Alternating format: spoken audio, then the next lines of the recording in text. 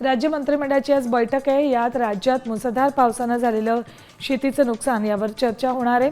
त्यामुळे आजच्या बैठकीमध्ये नुकसान भरपाई संदर्भात मोठा निर्णय घेतला जाऊ शकतो।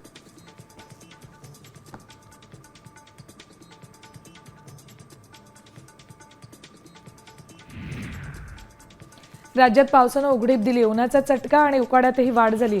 दुसरीकडे विदर्भात पावसाचा येलो अलर्ट जारी करण्यात आलाय। विदर्भातल्या जिल्ह्यांमध्ये विजांसह वादळी पावसाचा अंदाज आहे, तर मराठवाड्यामध्ये तुरळक ठिकाणी विजांसह हलक्या पावसाचा अंदाज हवामान खात्याने वर्तवलाय। सिंधुदुर्ग जिल्ह्यात जोरदार सरींची शक्यता आहे।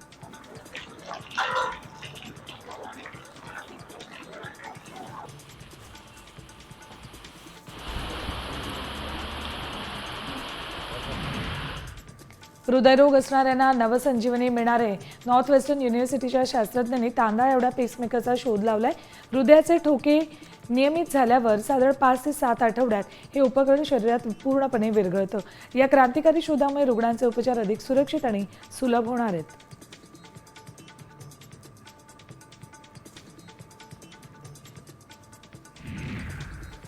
गृहकर्ज आणि वाहन कर्जाचा हप्ता लवकरच कमी होण्याची शक्यता आहे। सामान्य माणसाला दिलासा देण्यासाठी भारतीय रिझर्व्ह बँक सलग तिसऱ्यांदा रेपो दरात 0.25% कपात करू शकते।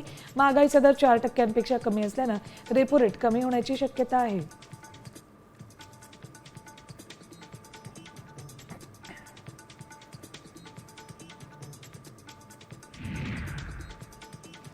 आज अंतिम सामन्यात रॉयल चॅलेंजर्स बंगळुरू विरुद्ध पंजाब किंग्स आमने सामने असेल। हा सामना अहमदाबादमधल्या नरेंद्र मोदी स्टेडियममध्ये खेळवण्यात येतोय।